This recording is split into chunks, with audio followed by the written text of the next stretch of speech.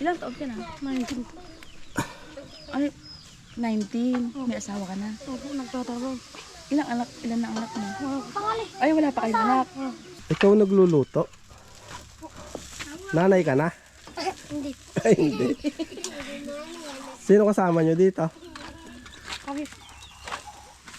Kapatid mo? Ano po? Hipag ko po. Ha? Hipag ko po. Hipag mo. Ayan guys, at ito lang muna yung may bibigay natin kahit na maliit na halaga or konti lang at least galing sa puso natin at napakasarap magbigay kung galing sa puso natin guys. Kaya ito muna yung handog natin sa kanila. So, yeah. Tanggapin mo.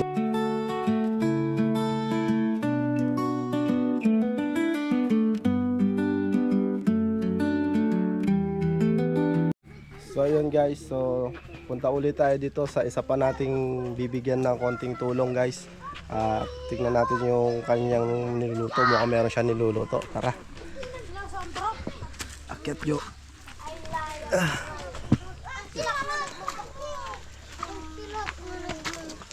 Hello ate. Hello po. Ikaw nagluluto? Nanay ka na? Hindi. Ay, hindi. Sino kasama nyo dito? Kami. Kapatid mo? Ano po? Hipag ko po. Ha? Hipag ko po. Hipag mo. May asawa ka na din?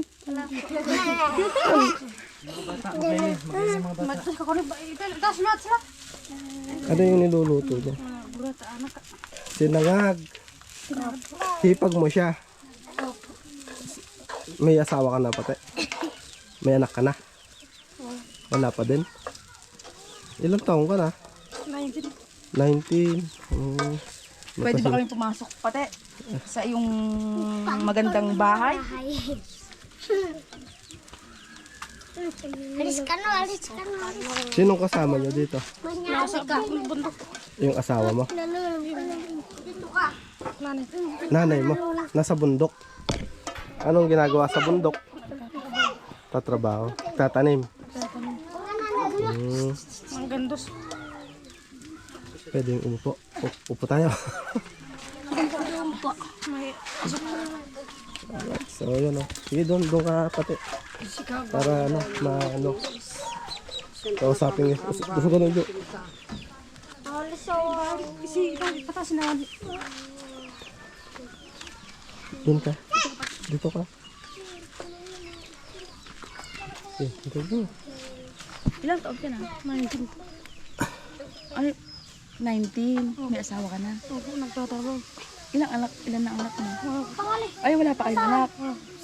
Yung asawa mo ilang taon na? Ayun dito. Bahay niyo yan. Hindi po ba ng ano po. Yung magulang niya po. Biyanan mo. Bilan mo. So dito kayo nakatira? Opo, dito. Ilan kayo nakatira sa bahay? 9 po. 9 kayo. Dalawang bahay. Yung iba doon po. Doon sa kabilang bahay. Ay, yung asawa mo ng trabaho. Ano po, construction. Construction. Asawa ng bahay. Yung asawa mo ilang taon na? 22.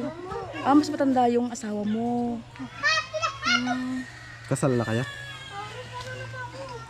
Hindi pa. Nagko-construction yung asawa mo? Construction. Ano yung asawa mo? Aita rin o Ay, ito rin po. Parehas yan. pure peras na pure kayo ano?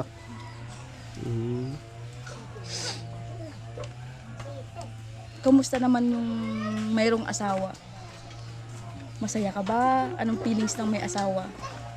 Masaya lang. Masaya. Masaya na? Malungkot? Malungkot. Bakit mo nasabing masaya? Wala, masaya lang. Siyempre magkasama sila. Malungkot. Dahil hindi sila magkasama. Ganun ba yun? Hindi, joke lang. Ano to, mga kapatid mo to? Hindi pa. Ano yung hapunan nyo na? Yung niluluto ng hapunan nyo o... Hindi po, sinangin lang namin. Gusto nang magutom. Gusto lang nila magluto. Yung gustong kumain, ano? Ano, Ilang taon na kayo nagsasama ng asawa mo? Dalawa po. 2 taon. Pero hindi pa kayo nagkakaanak. Bakit ang aga mo yata nag-asawa? 18 pa nag-asawa ko. 18. 18. So magdadalawang taon pa lang. Hmm. Tapos yung asawa mo, 22. Tapos construction siya, ano? Hindi kayo nagtapos ng pag-aaral, gano'n? 9. Grade 9 lang po. Grade 9, tapos yung asawa mo, 5 po. grade 5. Ganun talaga, pag-ibig eh. Pagka pag-ibig ang ano, umiral, talagang bata agad. Kaya lang, kayo, wala pa ano? Wala pa.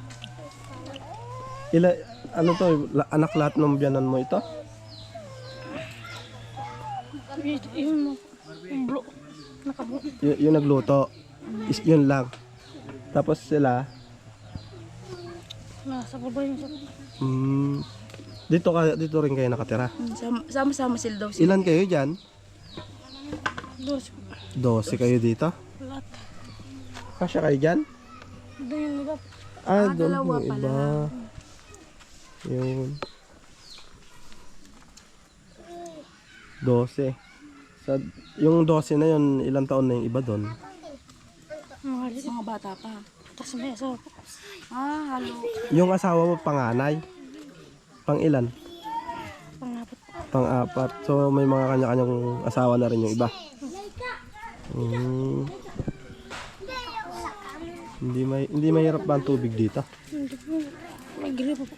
Gripo, ano? Ano yan, yung paggawa ng barangay nyo? Binabaran po. Barangay. Nagbabayad kayo dyan? Nag-awad. Ha? Opo. Mukhang malungkot ka naman pati. Oo. O nahihiya. Huwag ka mahiya. Kung yung katabi mo, walang hiya eh. Ano, yung niluto ng ano mo, ihingi pa yan eh. Anong hinapunan nyo? Kanina nga. Daw sa pulang. Kumain na kami. Ano yun? Kumakain yung baby oh. Nahiya. Ha? Itlog. Itlog. Mm.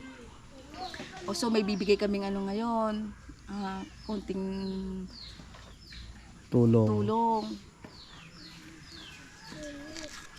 Sige pa, kusapin mo muna ah. Sige. Saan nagtatrabaho yung ano, yung asawa mo? Doon po sa Mitlap. Sa? Mitlap. Malayo yon? Doon po. Porok. Doon, sa gawi doon. Opo. Mitlap. Malapit sa bayan? Doon po sa... ano yung Porak na mismo. Porok. Bayan na. Opo. Doon siya nagko-construction. Opo. Mitla. Ano siya, anong position niya sa pagko-construction? Mason, labor, or foreman, carpentero, gano'n. Di ba may mga gano'n? Ano siya? Foreman. Foreman. So malaki kita ng asawa mo sa kung foreman siya. O depende rin siguro sa lugar ano. Kung gaano kalaki yung binibigay na minimum. Bukod doon ate, wala na kayo ibang pinagkakakuhanan, wala na, yun lang income nyo. Wala rin kayong ano, yung lupa, ganun. Di ba yung karamihan sa mga katutubong item, may mga binubungkal na lupa, di ba? Kayo meron? Meron po doon sa taas. Hindi kayo naggaganon, nagbubungkal, nagtatanim. Nagtatanim. Nagtatanim din kayo. Ano yung mga tinatanim nyo doon? Mga ubi po. Ubi lang. Tsaka gandos. Ano? Mga sagin. Sagi. Galyang. Ubi. Ubi, yung ginagawang ano. Halaya. Oo. Tapos, pagka hinarvest nyo yan, binibenta nyo sa market? O dito lang? Binibenta po. Nirerekta nyo na doon sa bayan. May pinagbabagsakan kayo. Hindi kagaya nila tatay doon ano, na nagre-retail sila.